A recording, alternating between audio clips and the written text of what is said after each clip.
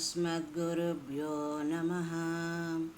श्रीगुरुभ्यो नमः। सर्वगुरुभ्यो नमः। శ్రీమాత్రే నమః. లలితా త్రిశతిలోని కళ్యాణ గుణశాలిని గురించి తెలుసుకుందాం. కళ్యాణి అనగా షోడశ కళలతో కలిగి ఉన్న అవస్థలో కృష్ణతత్వం పూర్ణంగా ఉంటుంది. కృష్ణావతారంలోని కృష్ణుడు ఎవరు? కృష్ణుడు అంటే కాళీ, శక్తి. బాహ్య రూపంలో మనం కృష్ణుడిని నలుపు రంగులో చూస్తాము. కృష్ణుడి మురళీనాదంలో ఓంకారనాదము వినిపిస్తుంది. రాజకీయతను మూలంగా చేసుకొని సమాజం కోసం ఆకతాయిలను నాశనం చేసి మనకు సుఖాన్ని ప్రసాదించిన ఒక సత్యస్వరూపమే కృష్ణుని అవతారం. శక్తిహీన అవస్థలో రాధాతత్వానికి అర్థం లేదు. కృష్ణుడికి రాధారూపంలో శివుడు ప్రకటితమయ్యాడు. శివశక్తుల ఏకత్వం వలన శక్తి ప్రభవించినట్లు, శివశక్తులు రెండు చేతులు కలిపి జోడించినట్లు రాధారాణి తన పూర్ణతత్వంతో కృష్ణుడు షోడశ కళలతో అవతరించారు. అనగా శివుడు రాధారూపంలో కృష్ణుడితో పాటు అవతరించాడు. మనము మధురానగర పరంపర చూసినట్లయితే వారు తమ భజన గీతాలలో కృష్ణ కృష్ణ అని జపించరు, రాధే రాధే అని అంటూ ఉంటారు.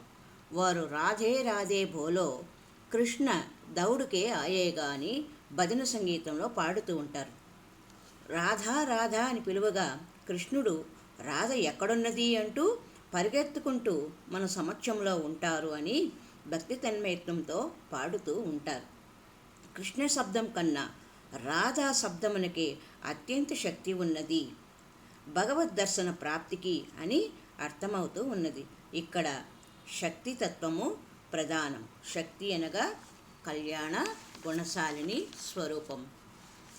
కళ్యాణ గుణశాలిని అంటే సత్యకామత్వము, సత్య సంకల్పత్వము, సర్వ ఆధిపత్యము, సర్వేశానత్వము. వామనీయత్వంతో పూర్ణ ప్రజ్ఞలో సమంగా చూడగలిగిన కర్తం అకర్తం అన్యదా కర్తం అని చెప్పే పంచగుణాలతో కలిసిన పరమాత్మ యొక్క సద్గుణాలతో ఆ పరాధీనత వదిలిపట్టి రాధాకృష్ణులు ప్రకటమయ్యారు. కళ్యాణ గుణశాలిని రూపంలో వస్తారు. సత్యకామత్వం అంటే సత్కామన, మంచి కోరికలు.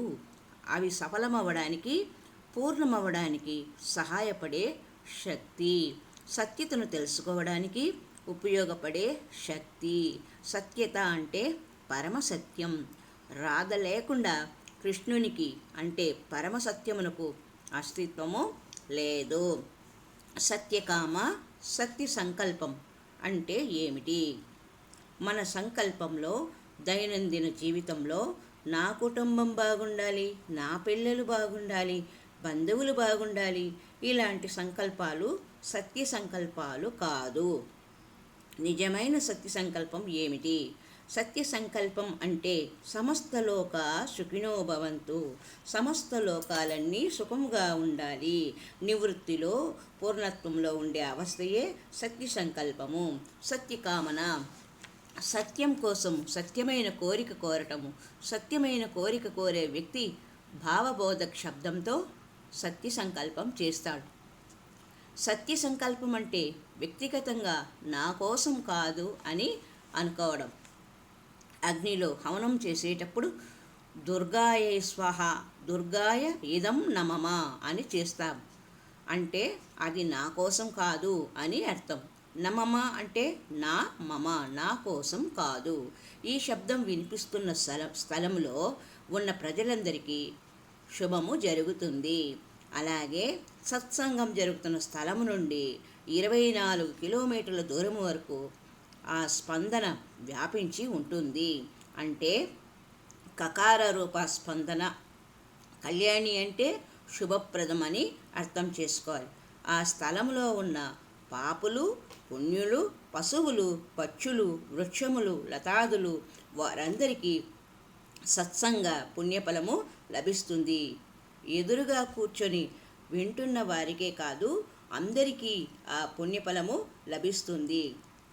సహజంగా ప్రతి ఒక్కరికి వస్తుంది. ఈ సత్యం యొక్క అనుభూతి ప్రసాదించే శక్తిలో మనము భేదభావం పెట్టుకోరాదు. పాపికి ఈ ఫలం లభించరాదు, పుణ్యులకే లభించాలి, శిష్ట వ్యక్తికి లభించాలి, అశిష్ట వ్యక్తికి లభించరాదు అని ఉండదు. సత్యము అందరికీ ఒక్కటే. కృష్ణుడు సత్యము, రాధయే పరమసత్యము. అందువలన అది అంతటా ప్రసరిస్తుంది. భేదభావం ఉండరాదు. గురు శబ్దంలో భేదభావము ఉండదు. గురువు తన ఇష్టంతో ఏ పని చేయరు. గురువు యొక్క శక్తి శిష్యుల యొక్క భక్తి మీద ఆధారపడి ఉంటుంది. ఏ పనైనా గురువు యొక్క శక్తి శిష్యుల యొక్క గురుభక్తి మీద ఆధారపడి ఉంటుంది. మనము భక్తి పూర్ణత కలిగి ఉంటే మన గురువు శ్రీముఖం నుండి వెలువడిన శబ్దము వినడం ద్వారా మనకు శుభం జరుగుతుంది. మనం సత్యకాములము, సర్వాధిపత్యులము అవుతాము. మనం సంశయాస్పద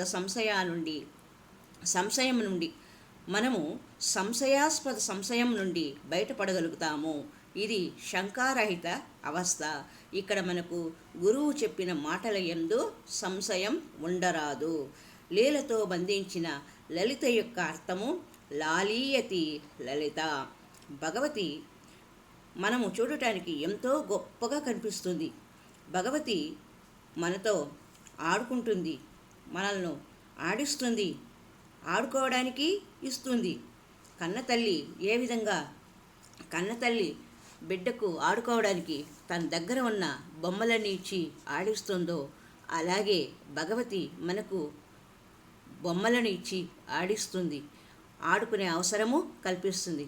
కానీ ఇక్కడ వచ్చిన సమస్య ఏమిటంటే, మనము ఆడుకునే సమయంలో ఈ ఆటను సత్యం అని అనుకుంటూ ఉన్నాం, కానీ అది అసత్యము. క్రికెట్టు, చదరంగము ఆడుతున్న సమయంలో సుఖం ఇవ్వగలిగిన మానసిక అవస్థలో మార్పు కలిగి ఇదే ఆనందం కాదని మనము గుర్తించాలి. రాధాకృష్ణుల ప్రేమాస్పద అవస్థ వారిది సాధారణమైన ప్రేమ కాదు, దివ్యమైన ప్రేమ. బ్రహ్మాండం యొక్క సృష్టి, స్థితి, సంహారం యొక్క శక్తి తీసుకొని రాధాతత్వము, కృష్ణతత్వము ఏకత్వంతో ఆ శక్తి కళ్యాణ గుణగణాలతో ప్రసారితమవుతుంది. కళ్యాణ గుణములు ఏవేవి? షోడశ కళలతో పరిపూర్ణమైన అవస్థలో నీవు కళ్యాణకారివి అవుతావు.